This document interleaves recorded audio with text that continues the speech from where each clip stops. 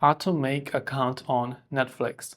Now, if you want to make an account on Netflix, it's rather simple for us to do so.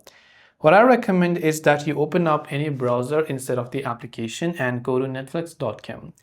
Here it will ask you to get started using your email address. So in the search bar of the email address, go ahead and then type in the email address that you would like to use for your Netflix account. Once you've done that, tap on Get Started. It'll say us to finish setting up your account, so tap on Next. It will ask us to create a password, so let's just create a password for ourselves. Once we've created the password, you can see the next option. Tap on Next. Now it'll ask you to choose a plan, so tap on the Next button. There is the mobile plan, basic plan, standard plan, or the most popular premium plan. So just depending upon whatever it is, scroll down and then you can tap the Next option. Select your payment method like a credit or debit card. And once you've done that, you'll be able to enter your respective payment details and tap the Start Membership button to start it.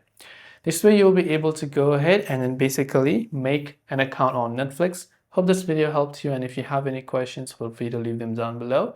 Thank you for watching and see you soon in the next video.